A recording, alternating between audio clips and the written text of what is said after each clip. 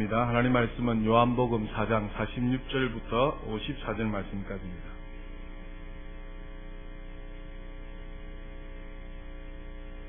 하나님 말씀은 요한복음 4장 46절부터 54절 말씀까지입니다. 제가 봉독하겠습니다. 46절입니다. 예수께서 다시 갈릴리 가나에 이르시니 전에 물로 포도주를 만드신 곳이라. 왕의 신하가 있어 그의 아들이 가브나움에서 병들었더니 그가 예수께서 유대로부터 갈릴리로 오셨다는 것을 듣고 가서 청하되 내려오셔서 내 아들의 병을 고쳐 주소서 하니 그가 거의 죽게 되었습니다. 예수께서 이르시되 너희는 표적과 기사를 보지 못하면 도무지 믿지 아니하리라. 신하가 이르되 주여 내 아이가 죽기 전에 내려오소서. 예수께서 이르시되 가라 내 아들이 살아있다 하시니 그 사람이 예수께서 하신 말씀을 믿고 가더니 내려가는 길에서 그 종들이 오다가 만나서 아이가 살아있다 하거늘 그 낫기 시작한 때를 물은즉 어제 7시에 열기가 떨어졌나이다 하는지라. 그의 아버지가 예수께서 내 아들이 살아있다 말씀하신 그때인 줄 알고 자기와 그 온 집안이 다 믿으니라. 이것은 예수께서 유대에서 갈릴리로 오신 후에 행하신 두 번째 표적이니라. 아멘. 오늘 말씀의 제목은 말씀을 통하여 기적을 창조하시는 예수님이라는 제목으로 말씀드리기를 원합니다. 흔히들 많은 사람들은 인생은 문제의 연속이다라고 합니다. 이 세상에서 문제 없는 사람은 아무도 없을 것입니다. 남녀노소 빈부귀천 나름대로 다 가지고 있는 문제가 있을 것입니다. 그런데 이런 문제가 우리들로 하여금 힘든 이유가 무엇인가 하니까 이 문제는 아무도 예측할 수 없이 일이 벌어지기 때문에 그렇다라는 것이고요. 또 하나는 이 문제는 아무도 피할 수가 없기 때문에 힘든 것이죠. 그런데 이런 문제들보다 더 놀라운 사실이 있습니다. 궁금하십니까? 이 문제들보다 더 놀라운 사실은 이 문제들을 재료로 삼아서 기적을 베푸시는 분이 계시다는 것입니다. 모든 사람에게는 문제가 있습니다. 그런데 그 문제를 가지고 재료를 삼아서 기적을 베푸시는 분이 바로 우리 하나님, 우리 예수님이 계시다라는 사실입니다. 할렐루야. 예수님은 요한복음에서 계속적으로 문제가 있는 사람들을 만나주십니다. 저와 여러분이 잘 아시는 대로 요한복음 2장에서 포도주가 모자란 사람을 만났습니다. 잔치 가운데에 가장 중요한 포도주가 없어서 고민하는 문제를 안고 있는 사람을 만나주셔서 해결해 주십니다. 이어서 요한복음 3장에 보면 영생의 문제입니다. 영생의 문제로 니고데모가 고민하게 됩니다. 이 니고데모를 찾아가 만나 주셨습니다. 또 요한복음 4장에 보면 남편이 5이나 있지만 이 5인 남편도 만족을 못하여서 남편을 5이나 바꾼 이 사마리아 여인도 우리 주님이 만나 주셨습니다. 요한복음 4장 후반절에 보면 오늘 아들이 병들어서 거의 죽게 된 문제를 가진 왕의 신하를 주님이 만나 주시더라라는 사실입니다. 예수님께서는 이렇게 문제가 있는 사람들을 만나 주셨습니다. 아니, 문제가 있는 사람들을 찾아다니셨더라라는 사실입니다. 그리고 그들의 문제들을 해결해 주셨습니다. 하나님도 우리의 문제를 재료를 삼아 기적을 베푸시고 예수님도 이렇게 문제를 삼아 재료 삼아서 기적을 창조하시더라라는 사실입니다. 우리의 문제 가운데는 하나님이 허락하시는 경우도 있습니다. 이때는 반드시 이 문제를 통하여서 우리가 더 잘 되기를 원하시는 하나님의 계획하심과 섭리하심이 있다라는 사실입니다. 그러나 모든 문제를 하나님이 다 허락하시는 경우는 아닙니다. 어떤 경우에는 마귀가 줄 수도 있고, 어떤 경우에는 악한 사람들도 줄 수 있고, 악한 세상의 구조가 문제를 주기도 합니다. 어쨌든 하나님이 이 모든 문제를 재료 삼아서 기적을 창조하시는, 기적을 만드시기를 원하신다라는 사실을 믿으시기를 주님의 이름으로 축복합니다. 그러므로 문제가 아닙니다.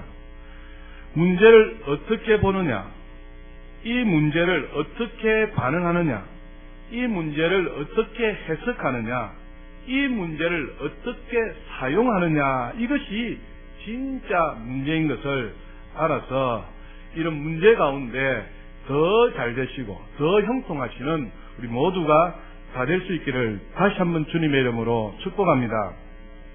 어떤 사람은 문제 때문에 고통받는 사람이 있습니다. 문제 때문에 절망하는 사람이 있습니다. 문제 때문에 무너지는 사람이 있습니다. 그러나 또 어떤 사람은 이 문제 때문에 더 잘 되는 사람이 있습니다. 더 형통한 사람이 있는 것을 볼 수가 있습니다.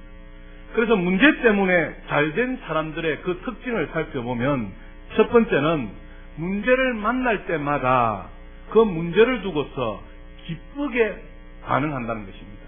다시 말씀드리면 문제를 기뻐할 사람이 어디 있겠습니까? 하지만 문제는 우리에게 고통도 주고 아픔도 주지만 문제에 대하여서 긍정적인 태도를 갖고 긍정적인 해석을 함으로 문제를 기뻐할 때에 문제를 기적으로 창조하는 재료로 삼을 수 있더라라는 사실입니다. 그래서 다가오는 문제를 두고서 두려워하고 염려하고 걱정하기보다는 이 문제를 두고 오히려 기뻐하더라. 그것이 바로 문제를 통하여서 잘된 사람들의 특징이었습니다. 두 번째, 문제를 통하여서 잘된 사람들의 특징을 보니까 이 문제를 만날 때마다 그 문제를 예수님께 가지고 나아가더라는 것입니다. 문제를 예수님의 손에 올려놓더라는 사실입니다. 그리고 그 문제를 예수님과 상의하여서 문제를 해결해 가더라라는 사실입니다. 문제를 통해서 잘된 사람의 특징은 항상 문제를 가지고 예수님께 나아가고 예수님과 상의하더라. 여러분, 문제를 잘 다루면 약이 됩니다. 아멘. 근데 문제를 잘 다루지 못하면 그것이 독이 될 수도 있더라라는 사실입니다. 그래서 문제의 해결자이신 예수 그리스도 앞에 우리의 문제를 맡겨야 그것이 약이 되어지고, 그렇게 한 사람들이 문제 가운데 잘된 사람들의 특징이더라라는 사실입니다.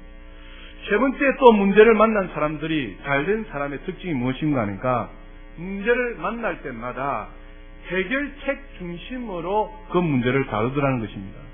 다시 말씀드리면 문제가 닥쳐오니까 이 문제를 두고 왜 나에게 이런 문제가 생겼을까? 왜 나에게만 이런 문제가 올까? 이렇게 반응하지 아니하고 오직 문제 앞에 기쁨으로 받아들이고 문제를 가지고 주님 앞에 나아가고 그 문제를 뭡니까? 해결책을 찾는 그런 사람들을 볼 수가 있더라라는 사실입니다. 사랑하는 여러분, 저와 여러분은 문제 앞에 잘 되시는 사람들의 특징을 잘 살펴서 우리 모두도 문제를 통하여서 기회로 삼아가시는 귀한 은혜가 있으시기를 주님의 이름으로 축복합니다. 하나님은 우리에게 곧장 풍성한 열매를 주시지 않습니다. 하나님은 바로 풍성한 열매를 주시는 것이 아니라 하나님께서는 우리에게 풍성한 열매를 주시기 위하여서 항상 주시는 것이 있습니다. 그것이 무엇인가 하니까 씨앗을 주십니다. 풍성한 열매가 그냥 거둬집니까? 그렇지 않습니다. 하나님께서 우리에게 주시는 것은 씨앗이라는 것입니다. 그 씨앗이 무엇인가 하니까 바로 우리가 해야 될, 잘 심고 잘 가꾸어야 될 씨앗인데, 그것이 바로 첫 번째는 말입니다. 우리에게 하나님이 주신 그 씨앗은 말입니다. 여러분, 말이 씨가 된다는 말이 있지 않습니까? 그것처럼 말을 믿음으로 하면 그것이 바로 기도가 되는 것이고, 인생은 그 기도대로 된다라는 사실입니다. 그래서 풍성한 열매를 잘 맺기 위해서는 우리의 말을 잘 심어야 될 줄 믿습니다. 심은 대로 거두시는 하나님께서 말을 믿음으로 심으면 그것이 기도가 되어져서 우리 인생에 풍성한 열매를 맺을 수 있다라는 것이죠. 그래서 우리가 살아가는 중간에 우리 입의 말을, 씨앗을 잘 심으시기를 주님의 이름으로 축복합니다. 하나님께서 우리에게 주시는 또 다른 씨앗은 무엇인가 하니까 생각하는 것입니다. 우리가 생각을 어떻게 하느냐에 따라서 아름다운 성품도 될 수 있고 악한 성품도 만들어갈 수 있다라는 것이죠. 우리의 생각을 따라서 또 그 씨앗이 풍성한 열매를 맺을 수 있다는 것입니다. 그래서 하나님께서 우리에게 주시는 그 씨앗은 무엇이냐? 말이고 또 생각이다라는 사실을 기억하여서 이 말과 생각을 잘 심어서 풍성한 열매를 거두시기를 축복합니다. 또 하나님께서 우리에게 주신 씨앗은 무엇인가 하니까 바로 인간관계입니다. 하나님께서 우리에게 만남을 허락하시는데 그 만남들을 통하여서 문제가 발생하는 사람이 있는가 하면 그 만남들을 통하여서 좋은 만남을 통하여서 씨앗과 같은 이 좋은 만남이 잘 가꾸어져서 그 인간관계가 풍성한 사람을 볼 수가 있습니다. 그래서 하나님께서 우리에게 주시는 그 씨앗은 인간관계입니다. 우리가 인간관계 가운데에 어떻게 가꾸느냐에 따라서 그것이 풍성한 열매를 맺을 수 있다라는 사실을 기억하여서 우리에게 주신 그 씨앗, 인간관계를 잘 가꾸시기를 주님의 이름으로 축복합니다. 또 하나는 하나님께서 우리에게 주신 씨앗이 바로 믿음입니다. 그 믿음은 겨자씨와 같다라고 이야기했습니다. 눈에 보이지 않지만 이 믿음이 싹이 나고 잎이 나고 꽃이 피고 열매를 맺어서 그 믿음대로 하나님께서 기적을 창조하신다라는 사실입니다. 그래서 우리에게 주신 이러한 씨앗들을 잘 가꾸어서 풍성한 열매를 맺으시기를 다시 한번 주님의 이름으로 축복합니다. 사람들은 지금 당장 눈에 보이는 열매를 구합니다. 하지만 하나님께서 주시는 것은 풍성한 열매가 아니라 우리에게 씨앗을 주신다라는 사실입니다. 그래서 이 씨앗을 잘 심고 잘 가꾸어서 하나님이 풍성한 열매를 주신다라는 사실입니다. 그러므로 지금 당장 힘들고 슬픈 일이 있다 할지라도 좌절하지 말고 오늘도 하나님이 우리에게 주신 그 씨앗을 잘 관리하여서 하나님의 기적을 기대하시기를 주님의 이름으로 축복합니다. 오늘 본문은 왕의 신하가 거의 죽게 되어 주님에게 찾아오게 됩니다. 주님에게 찾아와서 예수께서 내려오셔서 이 죽게 된 우리 자식을 살려달라고 합니다. 왕의 신하는 지금 아들이 죽음이라는 그런 문제의 씨앗을 가지고 주님께 나왔습니다. 그런데 그 기적을 체험하게 되는데 어떻게 기적을 체험하는지 한번 살펴보기를 원합니다. 46절을 다시 보십시오. 예수께서 다시 갈릴리 가나에 이르시니 전에 물로 포도주를 만드신 곳이라 왕의 신하가 있어 그의 아들이 가버나움에서 병들었더니 그가 예수께서 유대로부터 갈릴리로 오셨다는 것을 듣고 가서 청하되 내려오셔서 내 아들의 병을 고쳐주소서 하니 그가 거의 죽게 되었습니다. 48절에 예수께서 이르시되 너희는 표적과 기사를 보지 못하면 도무지 믿지 아니하니라 이렇게 말씀합니다. 성경에 보면 믿음을 구분하고 있는 것을 볼 수가 있습니다. 성경에는 믿음을 세 가지로 구분합니다. 첫 번째 믿음이 무엇인가 하니까 예수께서 하나님의 아들이신 것을 고백하는 믿음입니다. 다시 말씀드립니다. 성경에는 믿음을 세 가지로 구분합니다. 우리는 믿습니다 하면 그것이 하나인 줄 알지만 성경에는 구체적으로 세 가지로 구분합니다. 첫 번째는 무엇인가 하니까 예수님을 믿습니다 할 때 이 믿음, 이 예수를 하나님의 아들 예수 그리스도이신 것을 고백하는 믿음이라는 것입니다. 그것이 바로 저와 여러분이 잘 아시는 대로 마태복음 16장에 보면 예수께서 가이사랴 빌립보 지방을 거니실 때에 제자들에게 묻지 않습니까? 사람들이 나를 누구라 하더냐라고 묻게 됩니다. 그래서 더러는 세례 요한이요, 더러는 예레미야요, 더러는 엘리야요, 많은 선지자 중에 한 사람입니다 라고 이야기합니다. 그때에 예수님께서 돌이키시면서 그러면 너희들은 나를 누구라 하더냐 라고 이야기해요. 그때 베드로가 멋진 무엇을 합니까? 고백을 하지 않습니까? 뭐라고요? 주는 그리스도시요 살아계신 하나님의 아들이십니다. 이것입니다. 바로 성경에서 믿음을 세 가지로 나누는데 첫 번째는 고백하는 믿음입니다. 예수께서 하나님의 아들 그리스도이신 것을 고백하는 믿음이라는 것입니다. 그것이 첫 번째고요. 두 번째는 무엇인가 하니까 예수께서 전지전능하신 능력을 믿는 믿음입니다. 예수께서는 전지전능하십니까? 안 하십니까? 전지전능하십니다. 다시 말씀드리면 하나님은 전지전능하십니다. 우리가 예수님을 믿습니다. 하나님을 믿습니다. 이렇게 고백할 때에 우리의 믿음이 전지전능하셔서 이것을 고치시고 바꾸시고 이것을 해결하여 주실 수 있는 능력이 많으신 하나님인 것을 믿습니다. 라고 고백하는 그 믿음도 뭐라고요? 믿음이더라는 것입니다. 성경을 한번 찾아보실까요? 마태복음을 한번 찾아봅시다. 마태복음 8장을 한번 찾아보십시오.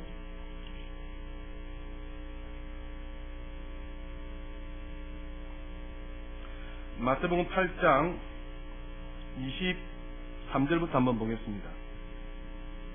23절에 보시면 배에 오르심에 제자들이 따랐더니 바다에 큰 놀이 일어나 배가 물결에 덮이게 되었으되 예수께서는 주무시는지라 그 제자들이 나와 깨우며 이르시되 주여 뭐랍니까?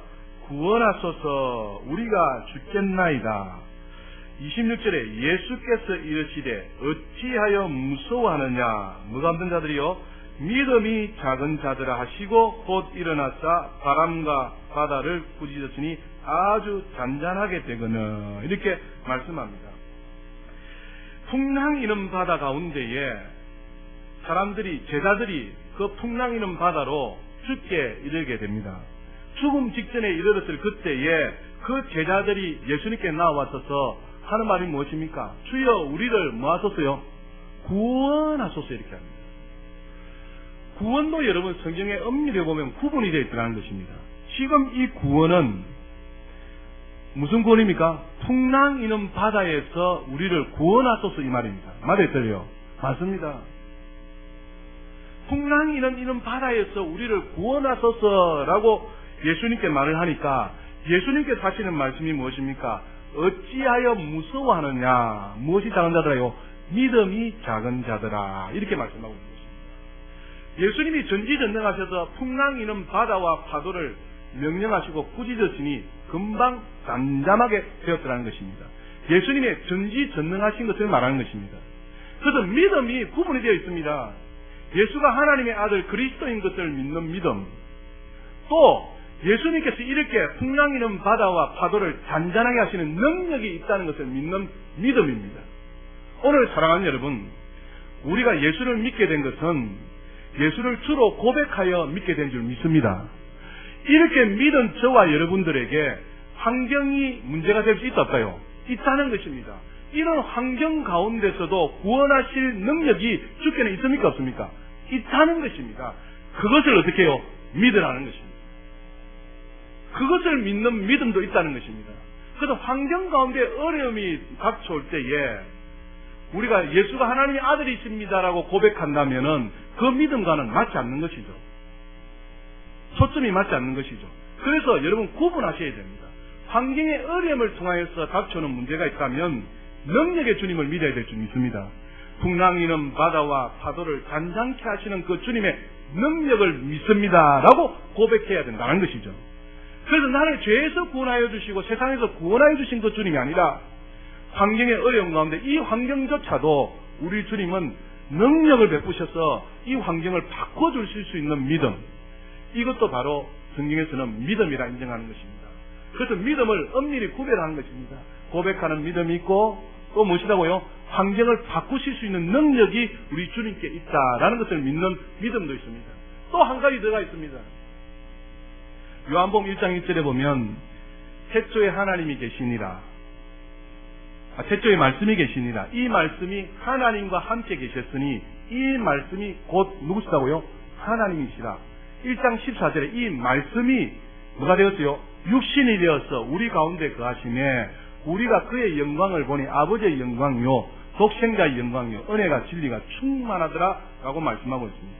요한복음 6장에 보면 예수님을 생명의 떡이다라고 말씀하고 있습니다. 자, 다시 말씀드립니다.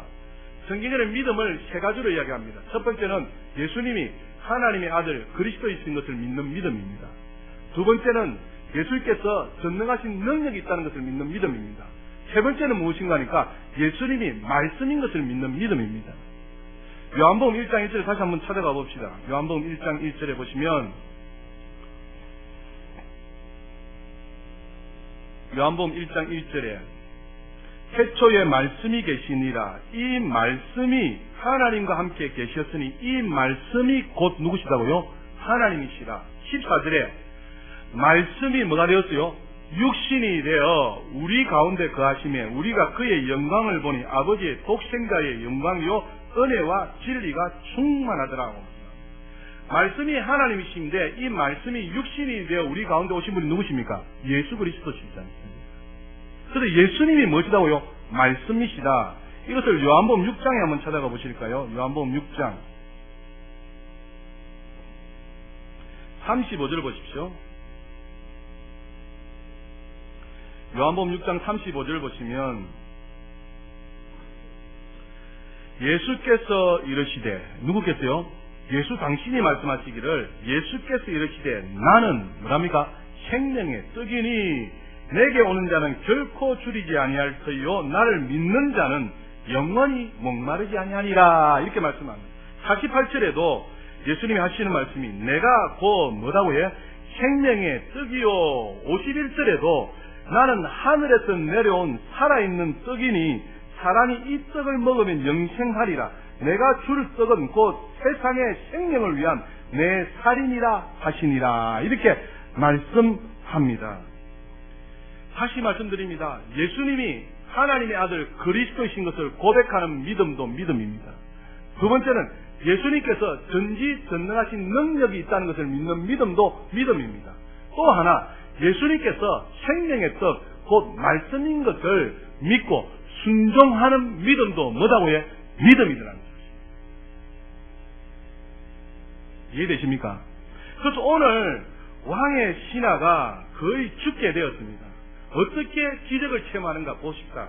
자, 다시 요한복음 4장을 한번 넘어가 보십시오. 요한복음 4장에 47절에 그가 예수께서 유대로부터 갈릴리로 오셨다는 것을 듣고 가서 청하되 내려오셔서 내 아들의 병을 고쳐주소서 하니 그가 거의 죽게 되었습니다. 예수께서 이르시되 너희는 표적과 기사를 보지 못하면 도무지 믿지 아니하리라. 49절에 신하가 이르되 주여 내 아이가 죽기 전에 내려오셔서 50절에 예수께서 이르시되 뭐랍니까? 가라 내 아들이 살아있다 하시니 그 다음 중요합니다. 그 사람이 누구겠어요? 예수께서 하신 무엇을 해?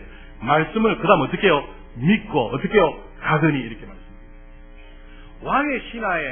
왕의 신하의 하인이 아들이 죽게 되었습니다. 어떻게 기적을 체험하게 되냐니까 예수님께서 내 아들이 살아있다 하시니 그 예수님이 하신 무엇을 해? 말씀을 그 사람이 어떻게 했다요? 믿었다. 그리고 어떻게 했다고요? 갔다라는 것입니다. 이것입니다. 사랑하는 여러분. 주께서는 지금도 문제를 통하여서 기적을 창조하십니다. 문제를 통하여서 기적을 창조하시는데 어떻게 기적을 베푸시느냐? 말씀을 통하여서 기적을 보여주신다는 것입니다. 오늘 왕의 신하의 아들이 죽게 되었습니다. 예수께서 하신 말씀이 네 아들이 살아있다 하시니 그 사람이 예수께서 하신 그 말씀을 믿고 가더니 라고 해요. 여러분 생각해 보십시오. 지금 예수님과 그 왕의 신하가 대면하고 있는데 자식은 가버나움에 있습니다. 지금 죽어가고 있습니다. 그럼 예수님께서 능력이 많으시니까 가셔서 직접 뭡니까? 고쳐주시면 좋겠는데 가시지도 아니하고 주님이 가라 네 아들이 나았다. 이 왕의 신하의 믿음이 얼마나 대단합니까? 그 말씀을 어떻게 해요? 믿고 순종했다는 것입니다. 이게 쉬운 일이 아닙니다. 말씀을 믿고 갔다는 것입니다. 그런데 신기한 것은 가는 중에 자기 집에 하인을 만나게 됩니다. 하인이 와서 하는 말이 무엇입니까? 주인이시여 당신의 아들이 살아났습니다. 이야기한 겁니다. 그래서 그 왕의 신하가 그럼 언제쯤 그런 일이 있었냐니까 예수께서 말씀하신 그때부터 그 열기가 떨어져서 살아났다는 것입니다. 그래서 그 아들이 살아난 것을 보고 온 가족들이 뭘 믿었더라요? 예수를 믿었다는 것입니다. 사랑하는 여러분, 지금도 우리 예수께서는 우리에게 기적을 베푸시기를 원하십니다. 무엇을 통하여서요? 말씀을 통하여서 기적을 베푸십니다. 마태복음도 보면 왕의 신하를 두고서 백부장이라고 이야기하는데요. 여기도 한번 찾아가 보시면 좋겠습니다. 마태복음 8장을 다시 한번 읽어봅시다. 마태복음 8장 5절 보십시오. 마태복음은 이렇게 이야기하고 있습니다. 마태복음 8장 5절을 보십시오. 예수께서 8장 5절입니다. 예수께서 가버나움에 들어가시니 한 백부장이 나와 간구하여 이르되 주여 내 하인이 중풍병으로 집에 누워 몹시 괴로워하나이다.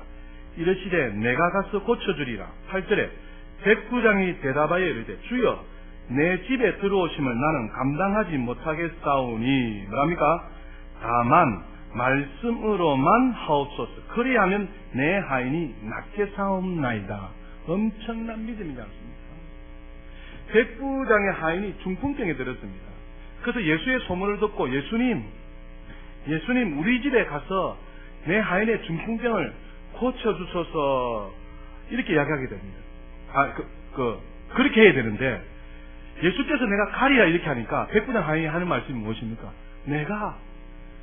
주님은 너무 위대하신 분이요 크신 분이라서 우리 집에 모시기를 감당치 못하겠습니다. 지금 이곳에서 말씀만 하셔도 가버나움에 있는 내 하인이 중풍병에서 낫겠습니다 라고 이야기합니다. 얼마나 대단한 무엇을 믿는 믿음이다요? 말씀을 믿는 믿음입니다. 그래서 주께서 이 백부장을 칭찬하는데 보십시오. 10절에 예수께서 들으시고 놀랍게 여겨 따르는 자들에게 이르시되 내가 뭐랍니까? 진실로 너희에게 이르노니 이스라엘 중 아무에게서도 뭐랍니까? 이만한 믿음을 보지 못하였노라. 사랑하는 여러분,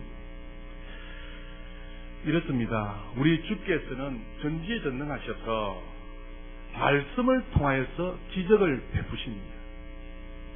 백부장처럼 주님 말씀만 하옵소서.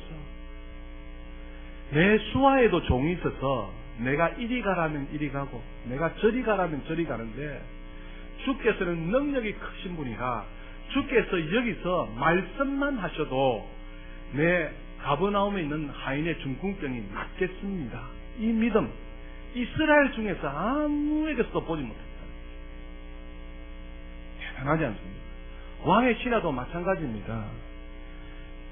가버나움에 자식이 죽어가고 있는데 지금 뭡니까? 네 아들이 살아있다는 그 말씀을 붙잡고 그것을 믿고 갔더니 어떻게 해요? 그 자식이 나았다. 할렐루야. 우리 주님은 대단하신 분이시.